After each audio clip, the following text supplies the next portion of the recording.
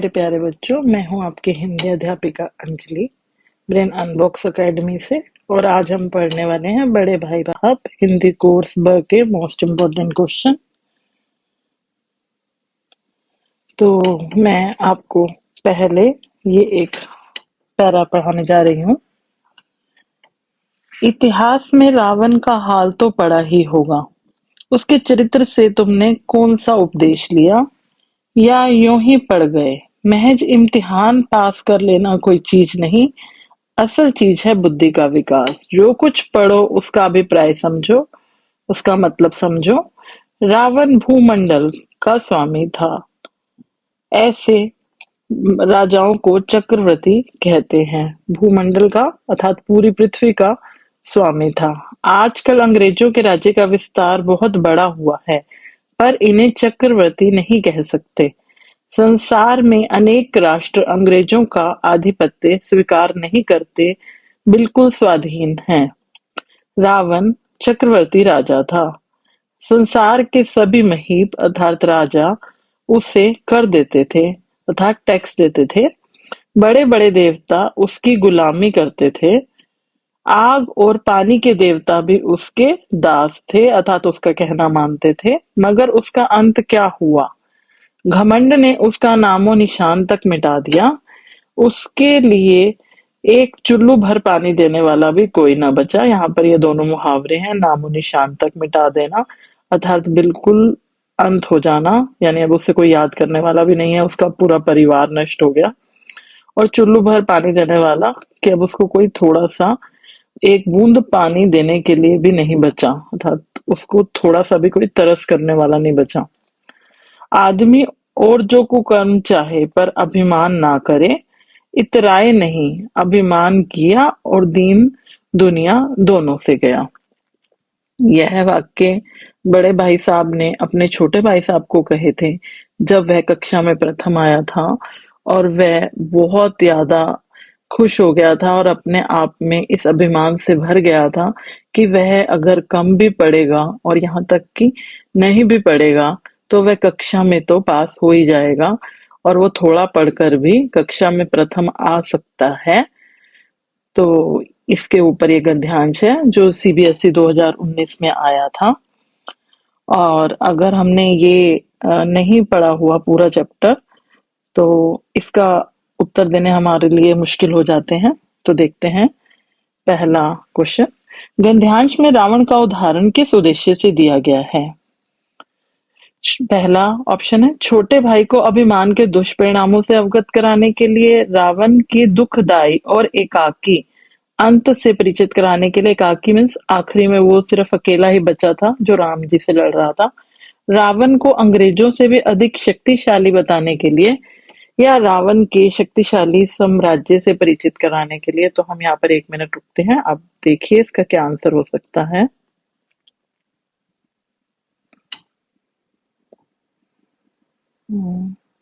इसका आंसर है हमें वह ये बताना चाह रहे थे कि छोटे भाई को अभिमान के दुष्परिणामों से अवगत कराने के लिए वे कहते हैं अपने छोटे भाई को कि अभिमान तो रावण का भी नहीं बचा, तो तुम एक छोटे से परीक्षा को पास करके कैसे अभिमान कर सकते हो। आगे बढ़ते हैं। रावण को चक्रवर्ती सम्राट कहे जाने का प्रमुख कारण क्या है?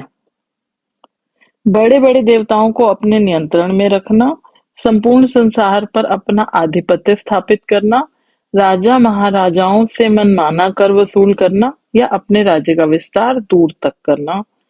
हाँ जी, बताइए बच्चों।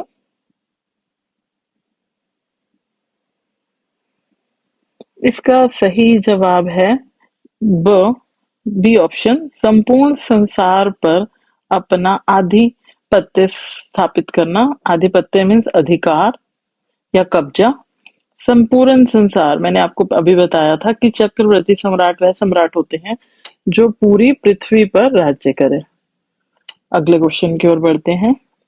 निम्नलिखित कथन और कारण को ध्यान पूर्वक पढ़ कर दिए गए विकल्पों से सही उत्तर चुन कर लिखिए। कथन है इम्तिहान पास कर लेना कोई चीज नहीं, असल चीज है बुद्धि का विकास। और कारण है वास्तविक ज्ञान बौद्धिक ज्ञान है जो जीवन को सार्थक बनाता है? विकल्प आप यहाँ देखिए और मुझे सही उत्तर का जवाब दे सकते हैं।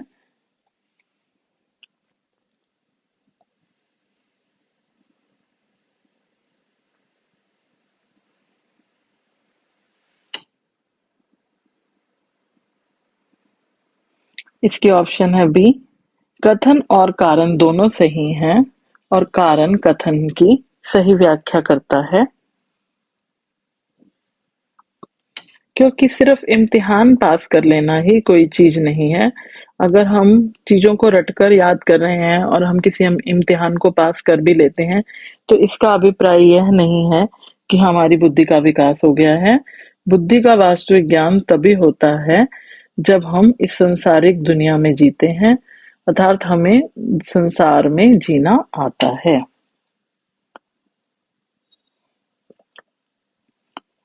आगे है, कॉलम 1 को कॉलम 2 से सम्मिलित कीजिए और सही विकल्प का चयन कीजिए। कॉलम 1 में मुहावरा दिया गया है, नाम निशान मिटा देना, एक चुल्लू भर पानी न देना और दीन दुनिया से जाना। और इसके आंसर्स हैं, कहीं का ना रहना, अस्तित्व समाप्त करना और थोड़ी सी सहायता भी ना करना। अभी हमने पढ़ा है, मैंने आपको बताया था नामो निशान मिटा देना का अभिप्राय है कि अस्तित्व का समाप्त हो जाना, अर्थात अब रावण के परिवार में कोई भी नहीं बचा था, इसीलिए उसका अस्तित्व अर्थात उसका आधिपत्य पूरी तरह से समाप्त हो गया था। कहाँ वो चक्रवर्ती राजा था जो पूरे संसार पर राज करता था, लेकिन अब उसका नामो निशान भी नहीं मिटा था। एक चुल्लू भर पानी ना देना अर्थात और कहीं थोड़ी सी भी सहायता ना करना, अर्थात अब उसकी थोड़ी सी भी सहायता करने वाला कोई नहीं बचा था, अर्थात उसका पूरा परिवार ही समाप्त हो गया था। दीन दुनिया से जाना अर्थात कहीं का ना रहना, अब वह कहीं का भी नहीं रहा था, दीन दुनिया से चला गया था। इसका ऑप्शन अब हम मैच कर लेते हैं, तो इसका ऑप्शन फर्स्ट का सेकंड एंड सेकंड का थर्ड और थर्ड का फर्स्ट, इस हिसाब से इसका ऑप्शन सी से ही बैठता है।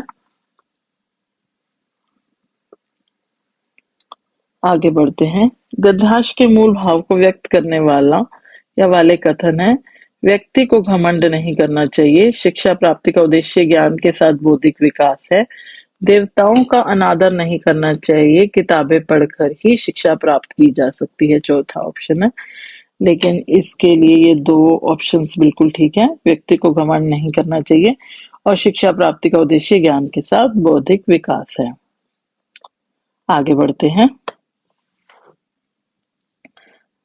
छोटे भाई को बड़े भाई की किन बातों से लघुता का अनुभव हुआ और क्यों? ये है सीबीएसई 2014, 15 और 2019 में आया हुआ। छोटे भाई को बड़े भाई की बुद्धिमानी भरी बातें सुनकर लघुता का अनुभव हुआ। बड़े भाई ने बताया कि वह उससे बड़े हैं और वे उसके अभिभावक हैं, इसीलिए उन्हें उसे डांटने, सही रास्ते पर लाने और जरूरत पड़ने पर यहाँ तक थप्पड़ लगाने का भी अधिकार है। उन्होंने छोटे भाई को घमंड ना करने की चेतावनी दी। इन बातों को सुनकर छोटे भाई को अपनी छोटी स्थिति का अनुभव हुआ और वह लज्जित हो गए, अर्थात इसमें बड़े भाई साहब ने कहा कि तुम कितनी भी कक्षाएं पास कर लो, तुम इन कक्षाओं में चाहे मेरे जितने पहुंच जाओ और फिर मुझसे आगे भी निकल जाओ, लेकिन तुम छोटे हो और मुझसे छोटे ही रहोगे। बड़े भाई साहब के चरित्र की वे कौन सी दो विशेषताएं हैं जिन्होंने आपको सर्वाधिक प्रभावित किया? कारण सहित पाठ के आधार पर लिखिए। ये क्वेश्चन सीबीएसई 2026 में आया हुआ है। जो उनकी दो विशेषताएं हैं वे साहस और दृढ़ता है। बड़े भाई साहब में साहस और कठिन परिस्थितियों में डटे रहने की अद्भुत क्षमता है, अर्थात वे यहाँ तक कि इतनी बार वे फेल हो गए लेकिन उसके बाद भी वह हारे नहीं, अर्थात वे फिर से किताबें उठा के पढ़ने लग गए क्योंकि उन्हें पढ़ाई का महत्व पता था और वे चाहते थे कि अगर मैं ही सही मार्ग पर नहीं चलूंगा तो मैं अपने छोटे भाई को अच्छे मार्ग पर चलने के लिए कैसे प्रेरित करूंगा। परिवार को संकट का सामना करना पड़ता है, तब वह हिम्मत और साहस से समस्या का सामना करते हैं। इससे पाठक यह सीखता है कि जीवन में जब भी कठिनाइयां आएंगी, धैर्य और साहस से भी उनका सामना किया जा सकता है, अर्थात हमें हारना नहीं है, आगे बढ़ते रहना है। पारिवारिक प्रेम और जिम्मेदारी। बड़े भाई साहब अपने छोटे भाई बहनों और माता पिता के प्रति अत्यंत जिम्मेदार और प्रेम पूर्ण हैं। वे हमेशा परिवार की भलाई को अपने सुख से ऊपर रखते हैं। यह विशेषता हम परिवार के प्रति समर्पण और कर्तव्य निष्ठा का महत्व समझाती है। अर्थात उन्होंने अपने परिवार के प्रति पूरी जिम्मेवारी निभाई, अर्थात अपने भाई के साथ बहुत प्रेम रखा।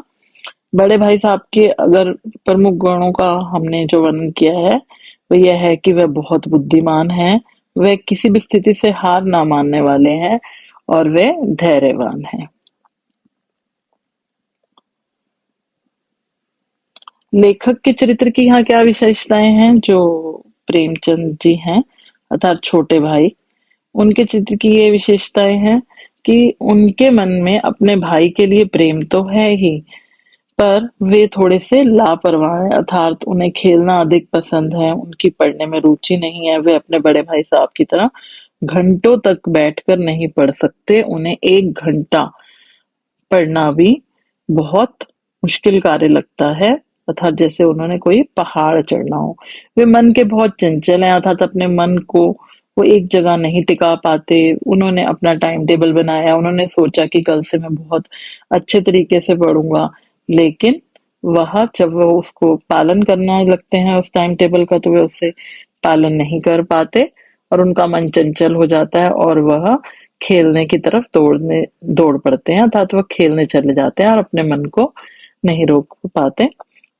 आपका यहाँ पर सुनने के लिए बहुत बहुत धन्यवाद। यहीं पर हम अपने इम्पोर्टेंट क्वेश्चंस खत्म करते हैं।